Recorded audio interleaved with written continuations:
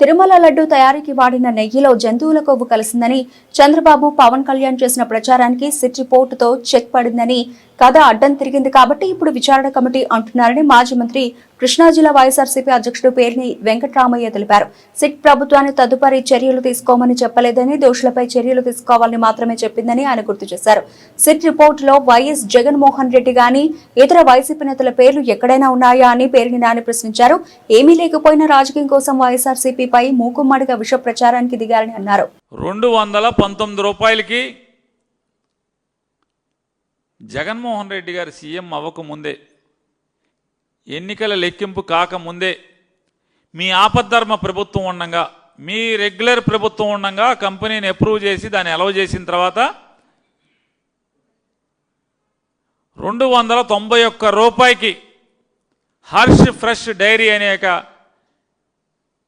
తరువాతి కాలంలో బోలేబాబాగా రూపాంతరం చెందినటువంటి డైరీ హర్ష్ ఫ్రెష్ డైరీ, ఆ డైరీ 291 రూపాయలకి 85 కేజీల, ఆయన మొన్న ఎప్పుడో చెప్తున్నాడు, టిన్నులు డబ్బాల్లో కొన్నామని. డబ్బాల్లో కాదు, ట్యాంకర్లో కొన్నారు. ట్యాంకర్లతో పాటుగా అదనంగా మరొక 12,300 కేజీలు డబ్బాల్లో కొన్నారు. ట్యాంకర్లు 82,000 కేజీలు ట్యాంకర్లు కొన్నారు, 12,300 కేజీలు డబ్బాల్లో కొన్నారు. మరి ఇది బోలేబాబా డైరీనే కదా. 291 రూపాయలకి ఎలా కొన్నారు? 319, 329కి తప్పు అంటున్నారు. మాకు నెల రోజుల ముందేమో 291కి మీరు కొంటారు. నెల 2 నెలల ముందుకి మేము వచ్చేప్పటికి పవన్ కళ్యాణ్ గారు పెద్దలు మాట్లాడతారు. వారేమంటారు? మీరు చంద్రబాబు కలిసి నడిపేటటువంటి 2014 నుంచి 19 దాకా ప్రభుత్వంలో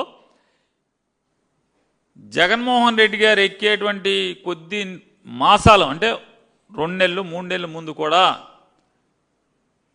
రెగ్యులర్ గవర్నమెంట్ ఉండగా ఆమోదం చేసినటువంటి డైరీ నుంచే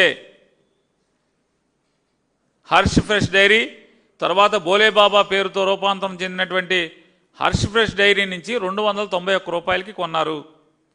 అంటే మీరెట్లా కొన్నారు? ఆ రోజు మార్కెట్ రేట్ ఎంత? హెరిటేజ్ కంపెనీ ఆవు నెయ్యి కేజీ ఎంత మార్కెట్లో ఆ రోజుకి? ఇప్పుడు అక్కర్లా పోనీ, మీ ప్రభుత్వం ఉన్న నాళ్ళు రేట్లు ప్రకటించేటువంటి ధైర్యం మీకుందా అని అడుగుతున్నాను. పవన్ కళ్యాణ్ గారు మీరందరూ కూర్చుని విషం చెమ్ముతున్నారు కదా జగన్మోహన్ రెడ్డి గారి మీద. 2014 నుంచి 2019 జూన్ 30 దాకా, మే 30 దాకా, మే 30 జగన్ గారి ప్రమాణ స్వీకారం, మే 30వ తారీఖు దాకా 2014 నుంచి మీరు ప్రమాణ స్వీకారం చేసిన దగ్గర నుంచి జగన్ గారు ప్రమాణ స్వీకారం చేసే వరకు హెరిటేజ్ కంపెనీలో ప్రతి 6 నెలలకి ఏ రేటు ఉందో ఆవు నెయ్యి మీరివ్వండి. సనాతన హిందువులైన మాకు, మా ధర్మాన్ని, మా మతాన్ని మీరు క్రిస్టియన్ అయ్యుండి అలా చేస్తారు ఇలా చేస్తారా అన్నాడు. వారి నోటితో శుద్ధి పద్ది లేదు. వీళ్ళకి ఏంటంటే అసలు దేవుడు అంటే భయం లేనటువంటి జనం ఇవాళ మాట్లాడిన వాళ్ళు. భక్తి లేకపోయింది, భయం కూడా లేదు వీళ్ళకి. అదే అన్నయ్య అంటాడు అంతకితం, అసలు దేవుడు అనేవాడు లేడండి. నా ఉద్దేశంలో, నా నమ్మకంలో దేవుడు లేడు. అందుకే నేను దేవుడిని కూడా ఏమన్నాం, తిట్టను, ప్రశ్నించను, ఏమన్నాం, విమర్శించను. ఎందుకని? లేని అతని గురించి మనం ఎందుకు మాట్లాడటం అని మాట్లాడినటువంటి ఆయన నిన్న తమ్ముడు కోటింగ్ ఇవ్వగానే బయటకు వచ్చి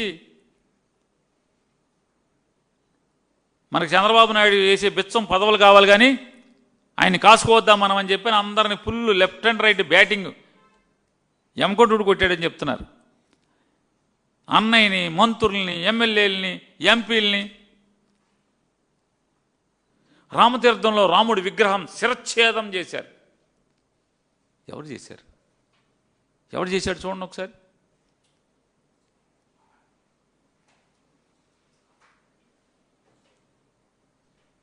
శిరచ్ఛేదం చేసినోడు ఎవరు? పోలీస్ ఇన్వెస్టిగేషన్లో తేలింది కదా. చేసిన ఎన్నాళ్లలో కొత్తగా స్వామివారి రూపాన్ని తయారు చేయించి సాంప్రదాయం ప్రకారం అన్ని పద్ధతుల ప్రకారం హైందవ సాంప్రదాయంలో విగ్రహ ప్రతిష్టకి ఏమేం చేయాలో అన్నీ చేసి ఆ విగ్రహాన్ని ప్రతిష్ఠించింది ఆంధ్రప్రదేశ్ జగన్ గారి ప్రభుత్వం కాదా అని అడుగుతున్నాను. ఇంకేదో మాట్లాడతాడు. అంతర్వేదిలో రథం కాల్చేస్తే పవన్ కళ్యాణ్ గారు అంతర్వేదిలో రథం తగలెట్టేసి పిచ్చోడు కాల్చాడు అన్నారు. పవన్ కళ్యాణ్ గారు ఇది అపచారం కాదా అని అడుగుతున్నాను. తాడేపల్లిగూడెంలో పవన్ కళ్యాణ్ గారు, నారా చంద్రబాబు నాయుడు గారు, భారతీయ జనతా పార్టీ ముగ్గురు కలిసి నడిపినట్టు ప్రభుత్వంలో తాడేపల్లిగూడెం ప్రాంతంలో పెంటపాడనే ఊర్లోనే ఎక్కడో రథం దహనం అయింది. ఇంతవరకు ముద్దాయిని పట్టుకున్నారా అని అడుగుతున్నాను. పోనీ రథాన్ని సరే మేము పిచ్చోడన్నాం బొచ్చోడన్నాం ఎవడో కాల్చాడని మా వాడు మేమెవరం అనలా, అనకపోయినా సరే మేము పిచ్చోడు అన్నామని పవన్ కళ్యాణ్ గారు చెప్తారు. ఎవడన్నాడు పిచ్చోడని? జగన్మోహన్ రెడ్డి గారు అన్నాడా? నాటి ఎండోమెంట్స్ మినిస్టర్ ఎల్లంపల్లి శ్రీనివాసరావు గారు అన్నాడా? ఎవరన్నారు? ఎవరు పిచ్చోడని ఎవడన్నాడు? ఎవరి మీద బురదేద్దామని, ఎవరి మీద విషం పోద్దామని చెప్పని ఈ పవన్ కళ్యాణ్ గారు ఆ రథాన్ని 1 కోటి పైగా ఖర్చు పెట్టి తక్షణం రోజుల్లో పని ప్రారంభించి దాన్ని పూర్తి చేసి ఉత్సవాలకి దేవుడికి మళ్ళీ ఉత్సవాలు వచ్చేప్పటికి అప్పచెప్పింది ఎవరు? జగన్మోహన్ రెడ్డి గారు. పెంటపాడులో రథాన్ని ఇంతవరకు రథం దిక్కులేదు కదా ఈ మధ్య దాకా. మీరు చేయించారా? 14 నుంచి 19 దాకా ముద్దాయిని పట్టుకున్నారా? ఇదొకటే కాదు. మీరు పవన్ కళ్యాణ్ గారు మీరు అంటున్నారు కదా, చంద్రబాబు నాయుడు గారు కూడా అన్నారు. ఏమన్నారు? 250 గుళ్ళు ధ్వంసం చేశాడని చెప్పి మాట్లాడారు.